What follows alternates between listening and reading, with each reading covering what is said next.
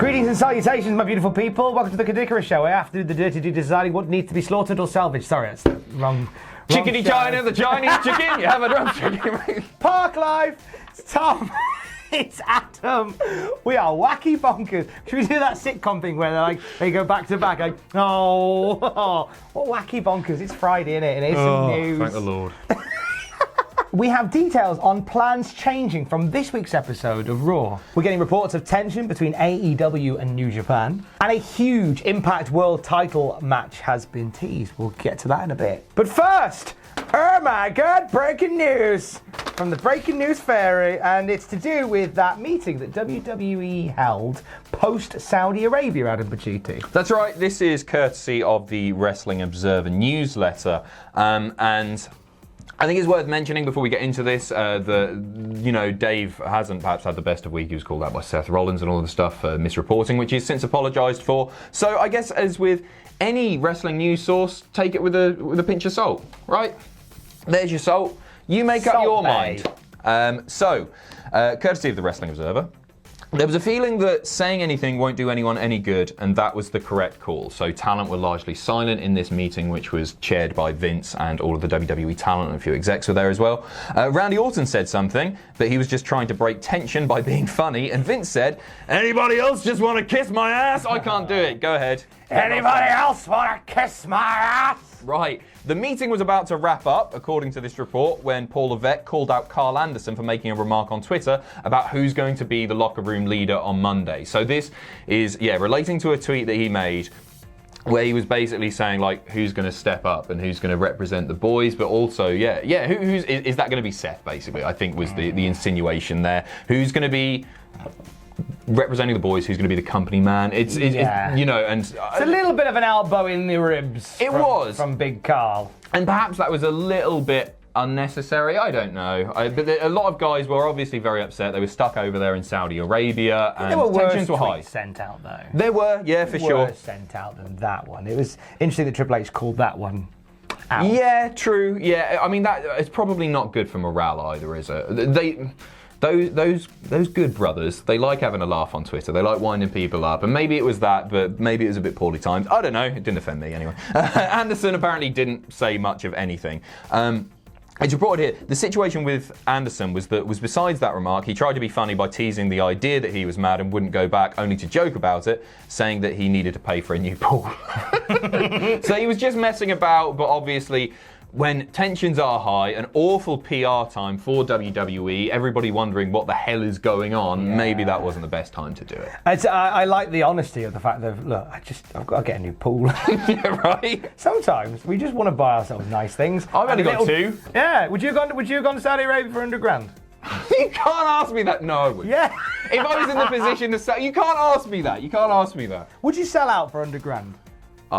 I'd suck you off right now for $100,000. Mate, I'd suck me off right now for $100,000. I had a big falling out with a friend of mine years ago about this, where they were talking about integrity. It was very weird friendship circles I used to run in, and still do. And the whole idea of, if you became famous, would you sell out? I wouldn't. I said, yeah, of course I would. Absolutely. Coca-Cola said, hey Tom, here's $1 million. Tell everybody the life-giving qualities that Coca-Cola has. I wouldn't blink. I would not blink. This is Tom endearing himself to the fans right now. Hashtag spawn. Hashtag spawn. Right, I'm just going to suck him off. One moment. As you do, mate. Away with the breaking news. And back to our regularly scheduled programs. And there was a few 11th hour changes to Monday Night Raw, as we have discovered. Adam Pacitti has more. That's correct. Changes to 2 matches, according to the Wrestling Observer once again. The first involving Humberto Carrillo versus AJ Styles. AJ Styles picking up the win in that match. The original plan was Humberto Carrillo to pin AJ Styles, which would set up later down the line a US title feud between the two. AJ obviously the US champion at the moment. However, due to the OC invading NXT this week, it made more sense for AJ to pick up the win. The OC looking strong as they head into NXT. AJ has since pitched the idea for the OC versus the Undisputed Era at Survivor Series. Supposedly that match isn't going to happen on that pay-per-view, but there is a plan for it later down the line. I would be fine for that being on on Survivor Series, though. I would prefer that to whatever else they got planned. I mean, it makes sense. Obviously, you had the whole Cole throwing up the sweet and Balor throwing up the guns. Bullet Club confirmed. So you've got 8 versus 8, OC versus Undisputed. Do that at Survivor Series. I like that, especially with That's Brock. fine. Brock's got his match with Ray, so we're definitely not going to see. Brock's not working twice a month. No, we're not going to see Fiend versus Bray versus Cole. Fiend versus Brock versus Cole. Did I cock it up? I was I was trying to record something for Wrestling Curiosities, and 3 times I said, The Fiend battled Bray Wyatt. Stop having too many names! So what's Fiendy going to do? Do you know what? Well, if you watch the previous video, you may know what the Fiend is going to do. That would be a real wet blanket of a match in comparison to everything else happening at Survivor Series. Yeah, the reported plans are for Miz and Fiend to feud. I'd be fine. I would be fine with Fiend missing Survivor Series. Yeah, 100%. I'd be fine with that. Interfering and doing something crazy. Yeah. That's fine as well. There's enough going on at Survivor Series. Yeah. We don't necessarily need to shoehorn in a Fiend match. Look at us on. whinging about part-timers, and then we're going, the main champ, he can go away for a bit. Don't worry about it. Because we like him. He's all right. We just want more. We just want final boss Brock Lesnar to work a little bit harder. Yeah, that'd be nice. No offense, mate. But put a shift in. So the other match that happened on Raw, which had a change to it, was the tag team match between the Kabuki Warriors and Natalya and Charlotte Flair. Still can't work it out. Well-established tag team. Still can't work that out at all. Asuka, she tapped out to the sharpshooter. In that match, Natalya picking up the win. That was changed last minute as well. The reason being because of the positive publicity that Natalya had been getting following the Saudi Arabia match with Lacey Evans. I hated that though. Not that match. I hated the fact that Asuka tapped out. I wouldn't have minded if it was Kyrie, but they've absolutely bollocksed Asuka, haven't they? They really have. Ever since the match with Charlotte at WrestleMania, it's just been woo, and then you think, oh good, they're going to be really great tag team champions. Woo. Oh, she's tapping out to the sharpshooter from Natalya. Not having a go at Natalya, but she's not that interesting. Mate, she won the first women's match in Saudi Arabia ever. She is basically a pioneer. Yeah, sure. Yeah, no, it's a good. That's a good thing. That's a good thing. But it's Natalya. Let's not forget that it's Natalya. All right. What are your thoughts on this, Thomas? Well, the thought of future Hall of Famer Natalya tapping out basic rookie Asuka, I'm perfectly. Can't even say that with a straight face. Look at that face. It's going up inside itself.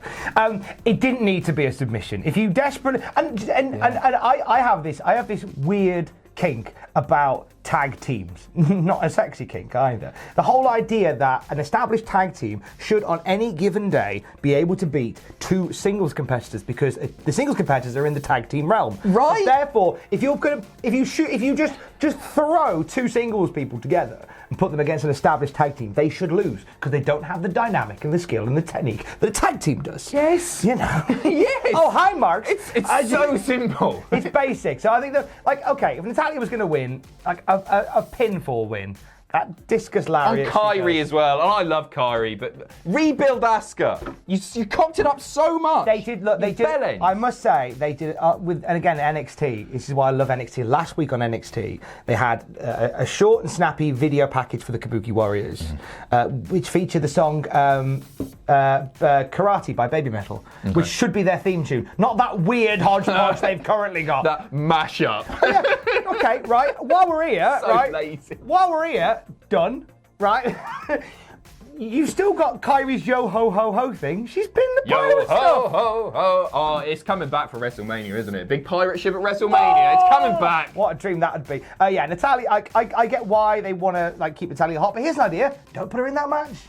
Put her in another match where she can win. Have her beat Charlotte. That's even more. That never happened. Do that. Do that. Story, hilarious. Jesus. So the relationship between AEW and New Japan seems to have been a bit fraught as of late. Obviously, New Japan announcing plans to expand into America. There's been talk about AEW guys sort of moving away from New Japan. And something that came out this week regarding Kenny Omega may suggest that things are pretty rough between AEW and New Japan. That's right. This is kind of troubling news, actually. So apparently when Kenny Omega went to Japan for a recent DDT show, he was stopped from going into the country, and this is the third time it's happened since he left New Japan. Tension's obviously very, very high there.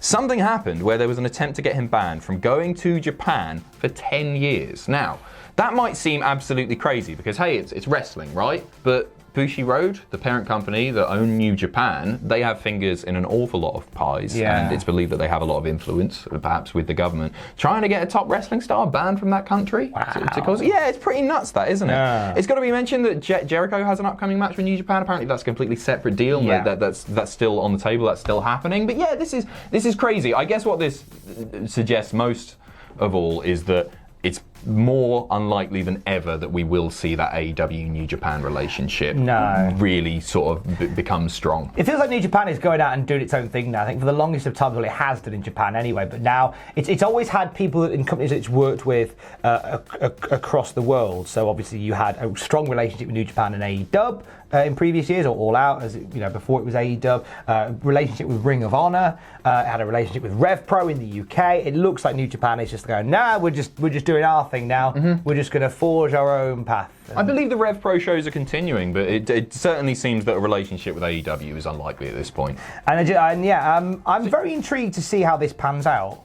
Same. I love political stuff. It's way more fun than matches, isn't it? it's when you have things like when WWE were about to announce the rumor and innuendo was they were about to announce NXT Japan, and then suddenly everyone went, no, we're not doing that, and then a day later, oh hi, we're New Japan, we're going to America. It's fascinating. It's incredible. Absolutely. We will keep you updated, of course. Yes. And finally, an Impact Wrestling story that doesn't revolve around Ken Shamrock being flipped by Joey Ryan's Winkle.